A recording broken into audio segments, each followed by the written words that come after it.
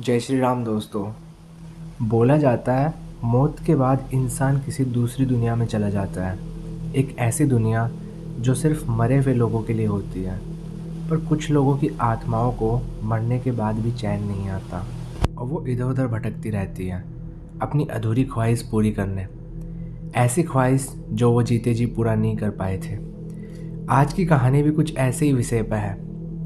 ये कहानी महक नाम की एक लड़की की है। महक एक सरकारी अस्पताल में नर्स हुआ करती थी। अब महक ने वो नौकरी छोड़ दी है। ये बात उन दिनों की है जब महक अस्पताल में एज ए नर्स काम किया करती थी। ये बात जुलाई 2021 की है। उस समय महक को वो काम करते हुए करीब 3 साल हो गए थे। महक बताती है कि उसे वो रात आज भी अच्छे से याद है। वो एक अमावस की रात थी, एकदम काली। हर रात की तरह ही महक अपने वार्ड में अपने पेशेंट्स की फाइल चेक कर रही थी, किसको कब और कौन सी दवाई देनी है। इतने में ही महक के वार्ड के फ़ोन पर इमरजेंसी वार्ड से फ़ोन आता है और वार्ड बॉय उसको जल्दी से नीचे आ जाने को बोलता है। महक उसको पूछती है कि नीचे कोई दूसरी नर्स नहीं है क्या। इस पर वो जवाब देता है कि यहाँ इमरजेंसी वार्ड में एक पेशेंट लाया गया है और उसने 2 नर्सों को पहले से ही घायल कर दिया है। वार्ड बॉय ने बताया कि डॉक्टर इस पे ऑपरेट करना चाह रहे हैं, तो कम से कम एक नर्स की तो ज़रूरत पड़ेगी ही।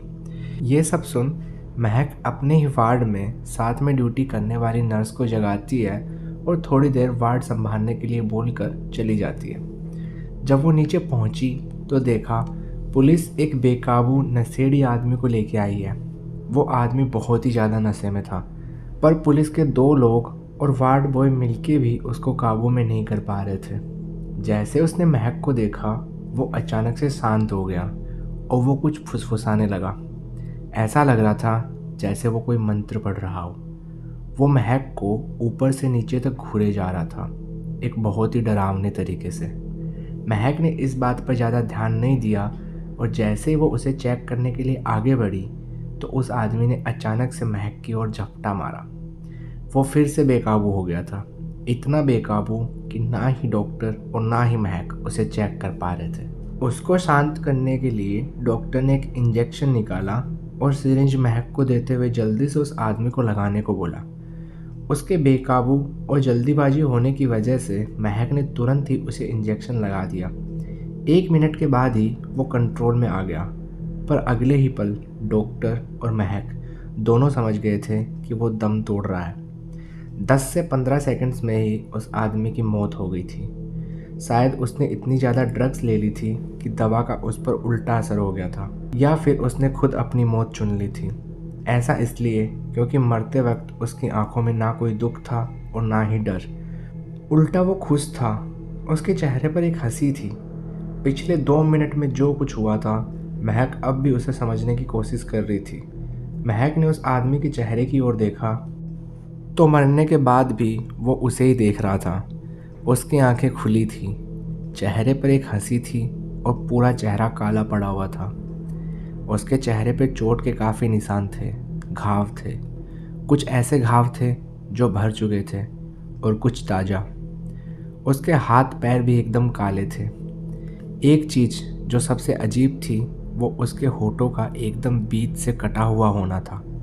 लग रहा था जैसे किसी ने नाप कर एकदम बीच में कट लगाया हो और उस कट से भी खून बह रहा था।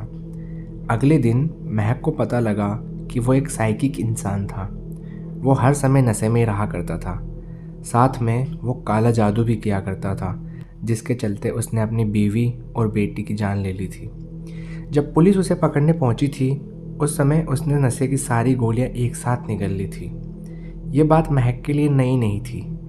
3 साल में उसने ना जाने कितने ही लोगों को मरते हुए देखा था, पर ये वाला कुछ अजीब था। महक चाहकर भी उस डरावनी हंसी को भुला नहीं पा रही थी। जितना वो उसे भूलना चाह रही थी उतना ही वो दिमाग में घूम रहा था। अगले दिन महक की मुलाकात इमरजेंसी वार्ड के वार्ड बॉय से हुई। उसने बताया वो बहुत ख़तरनाक इंसान था। उसको किसी की जान लेना एक खेल लगता था, मानो इंसान उसके लिए कोई खिलौना हो। और तुम्हें पता है कल अमावस की रात भी थी। महक समझ नहीं पाई तो महक ने पूछा इससे क्या मतलब। वार्ड बॉय ने बताया कि इससे मतलब ये कि कल रात को वो किसी की बलि देने वाला था, पर उससे ही पहले पुलिस ने उसे धर दबोचा। वो इन सब चीज़ों में इतना खो चुका था कि पहले उसने अपनी बीवी की बलि दी और उसके बाद अपनी बेटी की। मैंने उसे बोलते हुए सुना था कि बस एक आखिरी बलि और मैं अमर बन जाऊंगा। पुलिस वालों की मानो तो वो बलि के लिए एक कुमारी लड़की ढूंढ रहा था। अच्छा हुआ खुद ही मर गया। ये सभी बातें सुनकर महक के रोंगटे खड़े हो गए, क्योंकि उस वक्त तक उसकी शादी नहीं हुई थी। एक पल के लिए महक की आंखों के सामने अचानक से वही डरावना चेहरा आ गया। इसी सप्ताह में शनिवार के दिन महक की नाइट शिफ्ट थी, पर रास्ते में किसी जुलूस की भीड़ के चलते उसे बहुत लेट हो गई थी। उसकी शिफ्ट 9 बजे से थी, पर बस से उतरते उतरते 11 बज गए थे। वहाँ से हॉस्पिटल जाने के लिए 2 रास्ते थे। महक शॉर्टकट रास्ते से जाने का डिसाइड करती है।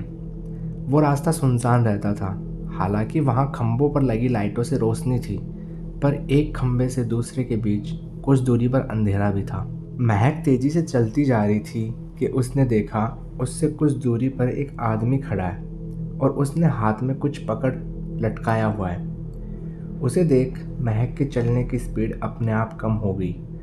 उसने देखा वो किसी मूर्ति की तरह खड़ा है। उसके शरीर में बिल्कुल भी हलचल नहीं थी। कहानी में आगे बढ़ने से पहले वीडियो को लाइक कर दो, इसी से मोटिवेशन मिलता है। इस वीडियो का लाइक टारगेट मैं 10 रख रहा हूँ, सिर्फ 10। बढ़ते हैं कहानी में आगे। महक की तरफ उसकी पीठ थी। ये नज़ारा देख महक काफ़ी घबरा गई थी। वो गर्दन नीची कर चुपचाप बहुत ही ध्यान से बिना कोई आवाज़ किए उसके बगल से गुजर रही थी। अब तक उसकी हिम्मत नहीं थी कि वो उस आदमी की तरफ देख भी ले।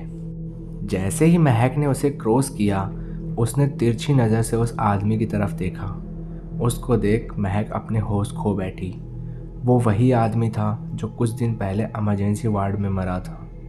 महक के पैर सुन पड़ गए थे और तभी महक का ध्यान उसके हाथ में जो चीज़ थी उसकी ओर गया। वो कुछ और नहीं, महक का ही कटा हुआ सर था। महक का कटा सर और वो आदमी दोनों ही महक की ओर देखकर डरावनी हंसी हंस रहे थे। महक इतनी डर गई थी कि वो वहाँ खड़ी खड़ी ही बेहोश हो नीचे गिर गई। जब महक की आंख खुली तो वो अपने हॉस्पिटल में थी। इस समय सुबह के 6 बज रहे थे। नर्स ने उसे बताया, स्टाफ में ही किसी को तुम वहाँ बेहोश पड़ी मिली थी। एक एक करके सारा स्टाफ महक से मिला। महक ने अपने साथ ही काम करने वाली नर्स से इमरजेंसी वार्ड बॉय को बुलाने को बोला। महक ये जानना चाहती थी कि ऐसे किसी मरे इंसान का दिखना, वो भी कटे सर के साथ, कहीं कोई चेतावनी तो नहीं है। वो उससे उस मरे हुए आदमी के बारे में और जानना चाहती थी, पर दूसरी नर्स ने बताया कि वो लड़का 4-5 दिन से काम पर ही नहीं आ रहा है। महक ने खुद के ही हॉस्पिटल में एक साइकाट्रिस्ट से अपॉइंटमेंट ले लिया। महक ने अपने साथ हुई हर एक चीज़ डॉक्टर को बताई, पर डॉक्टर का कहना था कि उसे उस रात का सदमा लग गया था और वो उस इंसान से बहुत डर गई थी, इसीलिए वो उसे हर जगह दिखाई दे रहा है। अपने साथ हुई घटना महक चाह कर भी किसी को समझा नहीं पा रही थी। महक को 1 हफ्ते का रेस्ट टाइम मिला। 1 हफ्ते बाद महक फिर से अस्पताल जाने लगी। वो अभी रिकवर कर रही थी, इसलिए उसकी नाइट शिफ्ट नहीं लगाई जा रही थी, पर कभी ना कभी तो नाइट शिफ्ट करनी ही थी। महक को चाहे जितना घूम कर जाना पड़े, पर अब वो उस रास्ते से कभी गुजरना नहीं चाहती थी। एक रात की बात है, महक की नाइट शिफ्ट थी। वो अपने पेशेंट्स के पास जा जाकर उनकी रिपोर्ट्स देख रही थी कि अचानक से उसका ध्यान खिड़की से नीचे पड़ा। वहाँ नीचे सड़क पर एक साया खड़ा था, बिल्कुल वैसा ही जैसा उसने उस दिन सड़क पर देखा था। इस बार भी उसके हाथ में कुछ था, शायद महक का सर। वो खिड़की से दूर हट गई और अपने डेस्क पर जाके बैठ गई और दूसरे काम करने लगी।